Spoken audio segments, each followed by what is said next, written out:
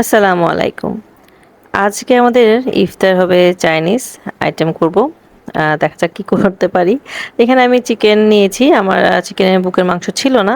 তারপরেও এখানে আদা, রসুন বাটা, মরিচ গুঁড়ো, তারপরে হচ্ছে সয়া সস, সামান্য লবণ এটা দিয়ে ভালোভাবে মেখে নিচ্ছি।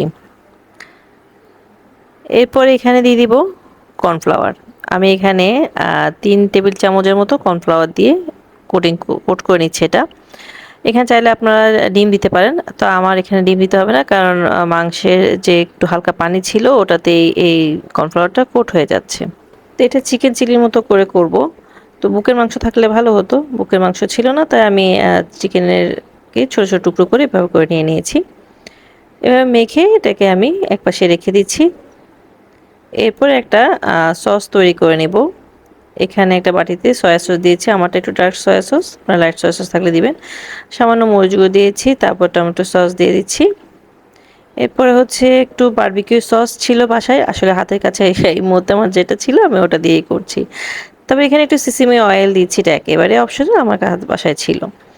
যা ছিল সেটা দিয়েই করছি, কিন্তু খেতে কিন্তু দারুণ হয়। এমন না যে দিলে খেতে ভালো হবে না। এরপরে তেল গরম করে নিয়েছি, তারপরে হচ্ছে একে একে চিকেনগুলো দিয়ে এটাকে আমি একটু ফ্রাই করে নিব। এই যে এটাকে ফ্রাই করে তারপরে আমি এটাকে উঠিয়ে নিব, একটু হালকা লালচে করে নিব।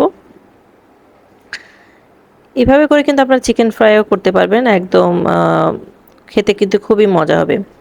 কোনো ময়দা দিতে হবে না, একদম হচ্ছে কর্নফ্লাওয়ার দিয়ে এভাবে করে কোট করে নেবেন। খেতে কিন্তু ভালো হয় চিকেন ফ্রাইটা, লেয়ারটা কম হয় ময়দার।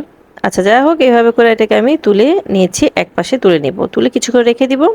এরপর একটা আমি হচ্ছে থাই স্যুপ, সস না, থাই স্যুপ তৈরি করব। ওটার জন্য এখানে আমি 5টা ডিমের কুসুম নিয়েছি। এখানে হচ্ছে থাই আদা, এটাকে মনে হয় গ্যালাঙ্গার না কি জানি এটা নাম বলে, আমার এই মুহূর্তে মনে পড়ছে না। তারপর হচ্ছে মুরগি বুকের মাংস দিয়ে দিলাম, চিকেন পাউডার, তারপর টমেটো সস, এরপর একটু শুকনো মরিচ দিব লালের জন্য।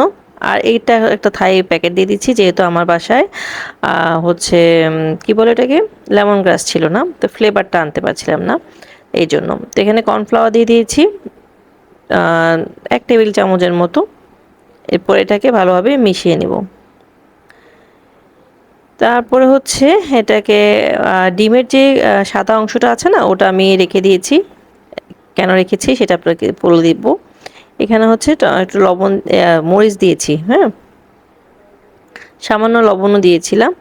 আর হচ্ছে চিকেন পাউডারটা রাখলে না যে কোনো রান্না আপনি মানে চাইনিজ আইটেম যে কোনো রান্না আপনি ইজিলি করতে পারবেন।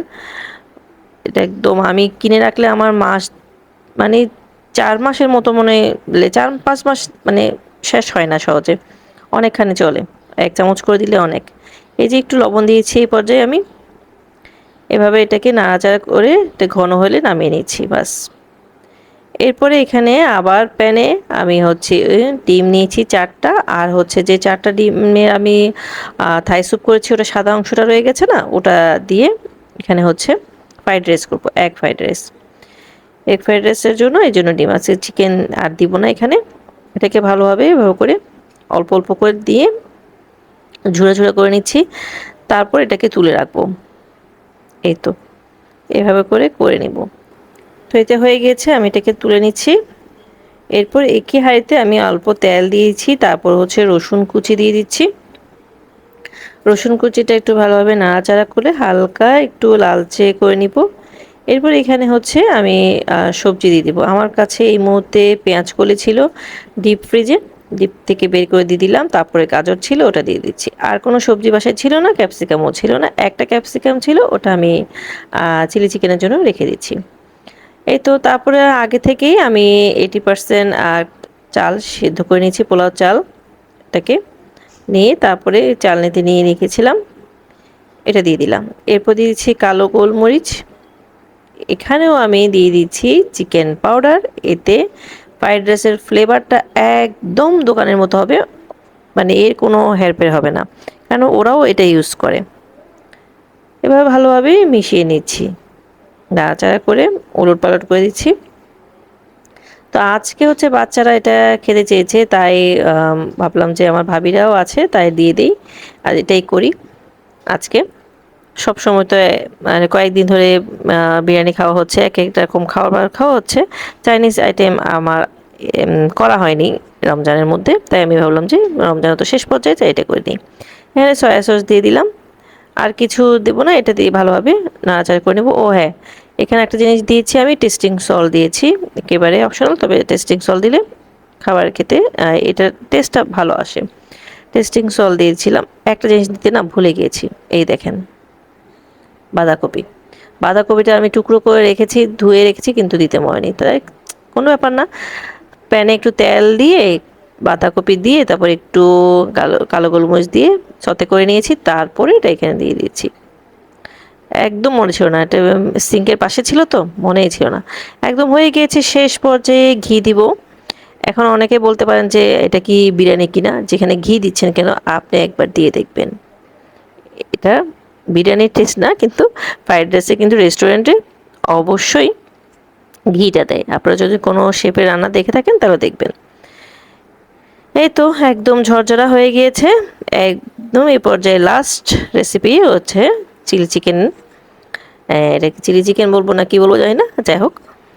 এখানে হচ্ছে প্যান দিয়ে তেল গরম করে নিয়েছি, রসুন কুচি দিয়েছি, তারপরে ভালোভাবে নাড়াচাড়া করে একটু লালচে করে নিব। তো এই তো আজকে এটাই করছি। এখানে হচ্ছে গাজর আমি এভাবে করে টুকরো করে নিয়েছি, গাজরটা একটু সতে করে নিব, আর যাতে গাজরটা হতে একটু সময় লাগে। এরপরে হচ্ছে এখানে পেঁয়াজ কুচি, তারপরে হচ্ছে বাঁধাকপি, আর একটু করে ক্যাপসিকাম ছিল বাসায়, ওটা দিয়ে দিচ্ছি, কালো গোলমরিচ গুঁড়ো দিলাম। ভালো করে এটাকে নাড়াচাড়া করে সতে করে নিব। এরপর আমি এখানে চিকেনটা দিয়ে দিচ্ছি। এই যে, যদি এখানে চিকেনের বুকের মাংসটা থাকে না, তখন এত কিছু ঝামেলা করতে হবে না। আমি একটু রান্নাটা দেখলেই বুঝতে পারবেন। এটাকে ভালোভাবে এটাকে মিশিয়ে নিচ্ছি। এরপরে হচ্ছে যে সসটা তৈরি করেছি ওখানে পানি দিয়ে থেকে গুলিয়ে দিয়ে দিব। বুকের মাংস থাকলে এটা হচ্ছে, এই যে এখানেও কিন্তু আমি চিকেন পাউডার দিয়ে দেখেছেন, সব কিছুতেই চাইনিজ খাবার মানেই হচ্ছে চিকেন পাউডার দিবেন, টেস্টটা দ্বিগুণ হবে। চিকেন পাউডার না থাকলে আপনারা হচ্ছে চিকেনের কিউব দিয়ে দিবেন।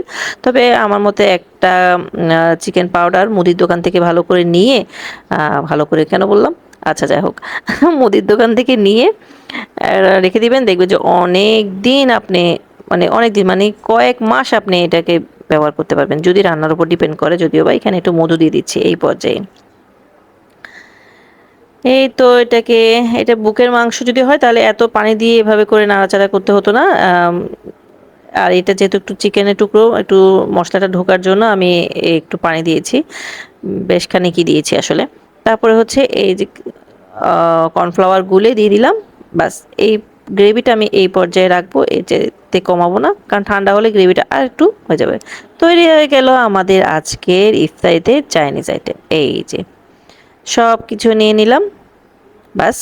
এই যে এটা হচ্ছে আমাদের ইফতার। বাচ্চারা বারবার এসে রান্নাঘরে উকি দিচ্ছিল যে কি হচ্ছিল দেখার জন্য। ইফতারের আইটেম শেষ। এরপরে ইফতারের পর চা খেয়ে আমি, আমার ভাবি এবং আমার বোনের ছেলে বেরিয়ে পড়লাম মেট্রো স্টেশন থেকে। যাচ্ছে হচ্ছে কোথায়, নীলক্ষেত। নীলক্ষেতে হচ্ছে বইয়ের দোকানের দিকে যাবে, আমার ভাবির কিছু বই দরকার, ওটা চিটাঙে পাচ্ছে না, তাই এখান থেকে উনি কালেক্ট করবে, আসলো যখন ওটা নিয়ে নিবে। আর কোনো কাজ নেই আমাদের, শুধু ওটা নেওয়ার জন্যই আমরা যাচ্ছি ইফতারের পরে। ভিড়টা মোটামুটি একটু কম ছিল, কিন্তু রাস্তার অবস্থা কেমন জানি না। যাক, আমরা ঢাকা ইউনিভার্সিটিতে দিকে নেমে গেলাম। নেমে এখান থেকে একটা রিক্সা নিব, রিক্সা নিয়ে চলে যাব নীলক্ষেতের দিকে। কিছু কিনতি না তুই, ফাইনাল অসন্ন কিনি ভিতরে তুই, হ্যাঁ দূরে এর নসাবিন মার্কেট যাচ্ছে না করে কিনে।